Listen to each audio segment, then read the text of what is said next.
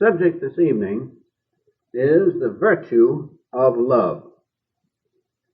When I say virtue, I mean power. The power of love. Let us say right now that love is the greatest force in the universe, for God is love. Ordinary love that we see around about us in this worldly life is not real, pure love.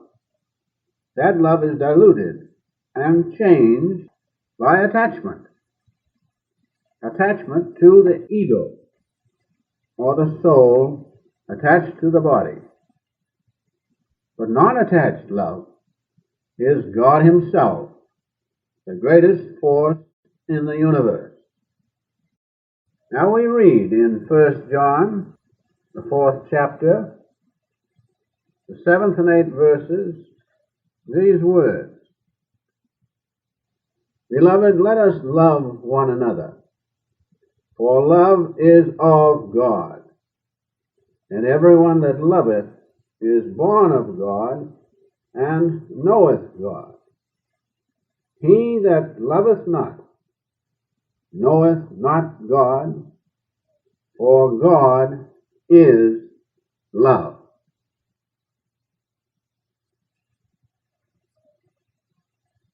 Jesus on the cross said, love your enemies. And then on the cross he said, Father, forgive them, for they know not what they do. In other words, Jesus manifested the pure love of God, and those who were against that were against the greatest force in the universe.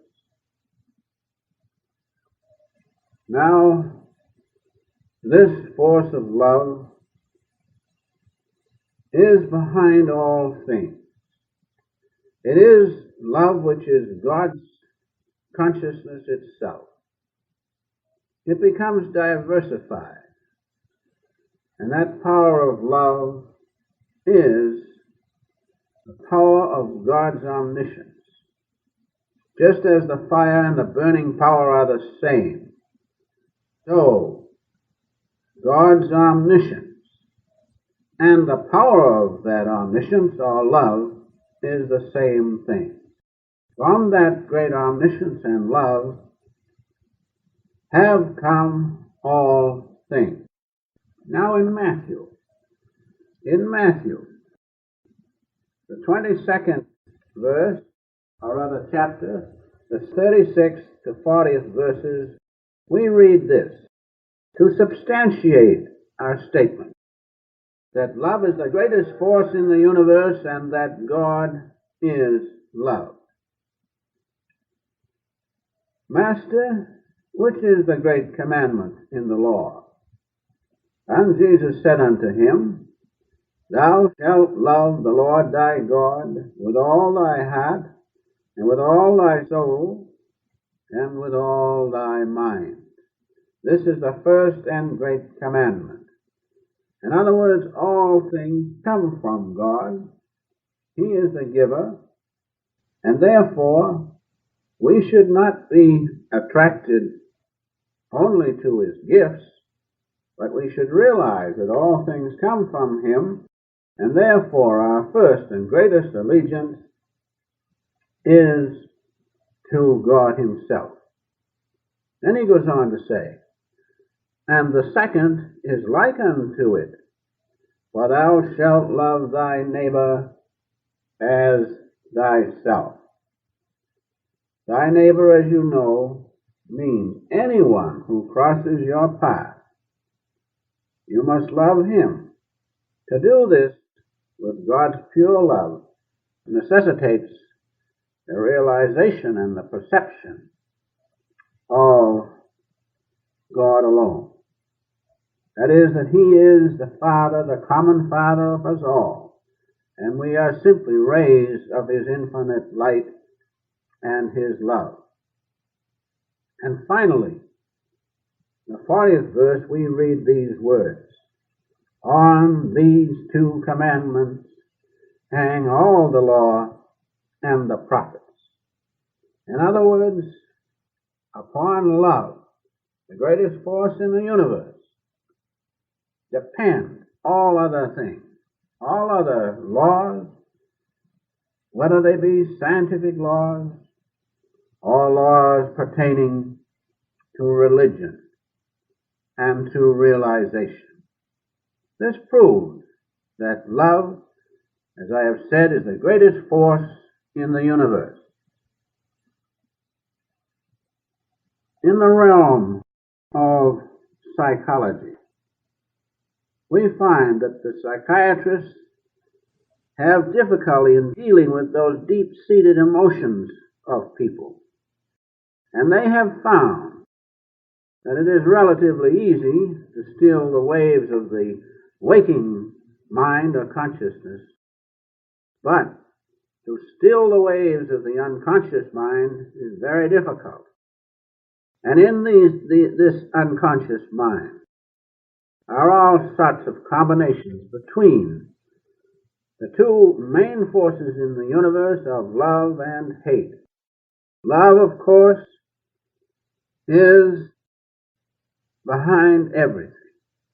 But that love, attached to duality of consciousness, has become the conscious force of evil, the basis of which is hate.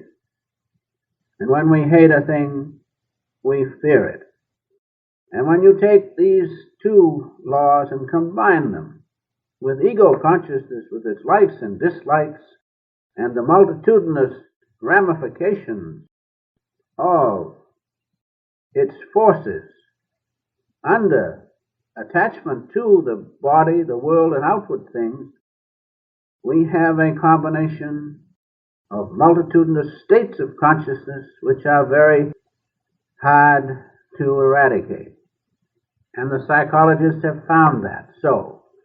But with yoga, especially self-realization yoga, which gives one union with God, then these emotional states can be overcome, because emotional states are in outward consciousness.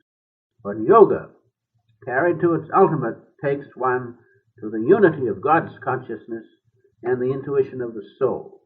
This can absolutely overcome all forces of duality of which the deep-seated emotions are a part. Going on now, we find that the holy sound appears of itself by the culture of the heart's natural love. That is, in the heart is this natural love of God placed there. But it is covered up by attachment to outward consciousness, to ego consciousness with its various states of consciousness. For instance, resentment, ill will. All those things are the product of outward consciousness. And if we harbor those, they prevent the heart's natural love from blossoming forth. And as Sri Yukteswarji has said in his great book, The Holy Science, the heart's natural love is the principal thing to attain a holy life.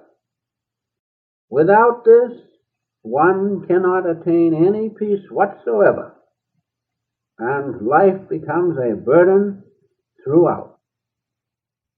You can see this is so because force of love is the greatest force in the universe. And when I say love, I do not mean love attached to the body as the emotion we see exercised between people. 1 minute they are throwing their arms around them. I love you so much, you are wonderful. But sometimes when the ego steps in and frustration comes, then they forget that.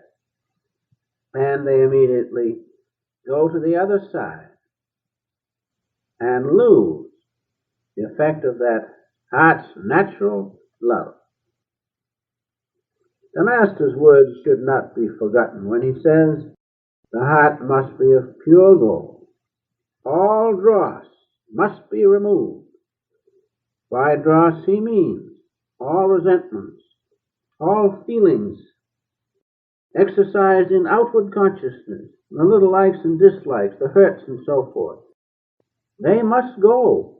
Otherwise, the one and only force in the universe, God's love, cannot exist.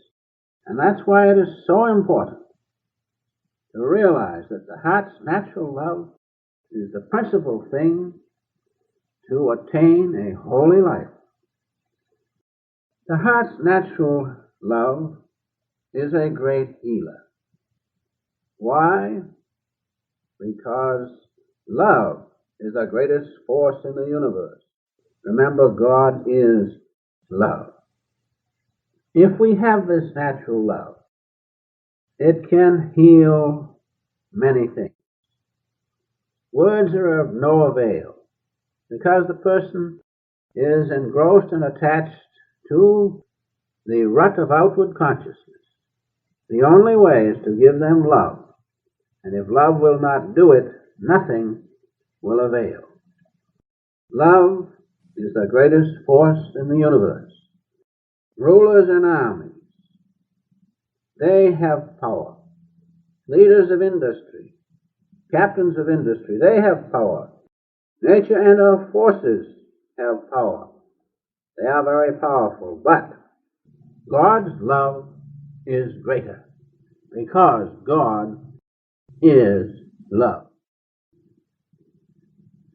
Most people live in the sense world, the realm of mind, guided by the senses and urgings of mental tendency. The ego and mind operate in the three lower centers of the spine: the coccygeal, the sacral, and the lumbar center, or the earth center, water center, and fire center. Now, the heart's natural love cannot be perceived or cultivated in the sense world because the sense world is in outward consciousness, in duality of consciousness, and God's love is all-encompassing, contains all things, is one. We cannot cultivate the heart's natural love, remember, in the sense world or in the realm of ego and mind. But if we live in the region of feeling, discrimination, and intuition, which are the three upper centers of the spine, as the heart center, the cervical center, and the medulla center or Christ center, known as the air center, ether center, and superconscious center, if we live there, then we can perceive the heart's natural love, and it can be cultivated.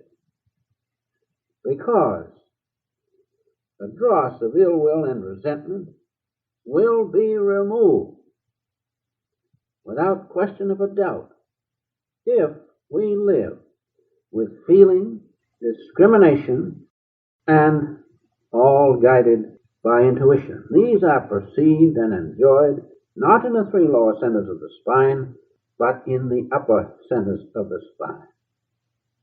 With this heavenly gift, that is the heart's natural love, when this appears, we find that all functions, all powers in the body are in harmony. And by following the guidance of the heart's natural love, which, remember, is God Himself, right judgment is ours. Why? Because the ego consciousness has disappeared. The heart must be without guile. When the ego disappears, then we are guided by the one force in the universe, the greatest force, God's love.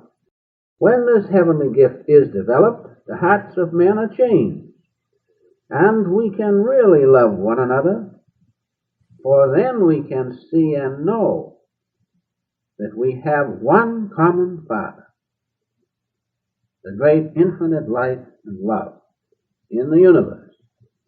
And then the second commandment is fulfilled, that we love our neighbor as ourselves. And finally, those who do not observe and follow Sri Yukteswarji's words make the gravest error. And these are his words to which I refer. The culture of this heavenly gift, the heart's natural love, is the principal thing for the attainment of holy salvation. And it is beyond doubt impossible for man to advance a step towards this salvation without this heart's natural love.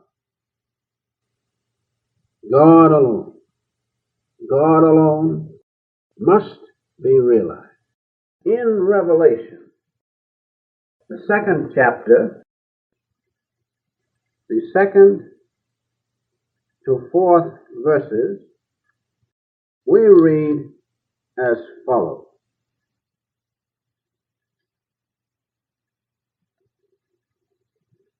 I know thy works and thy labor and thy patience, and how thou canst not bear them which are evil.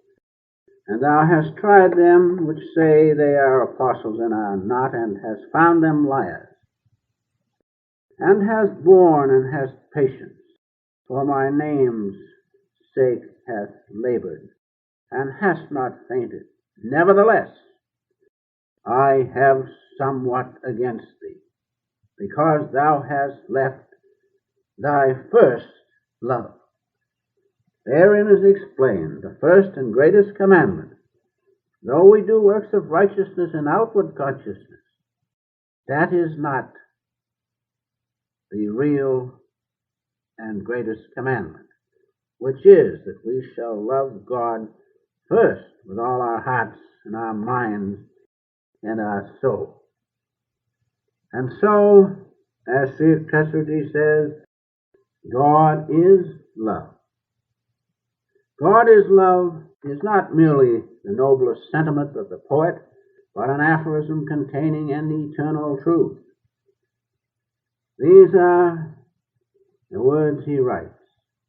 Love rules the camp, the court, the grove, the man below, the saints above. For love is heaven, and heaven is love. God's omniscience and love are one, just as the fire and the burning power are one. Heaven is love. Heaven is the realm of the finer forces which have produced all things, and therefore love of God, when we merge in that, become one with it, is heaven. And when you feel His omniscience and merge in it, and the spiritual lightning strikes you, you realize beyond doubt the oneness of God's love. You realize the virtue of love.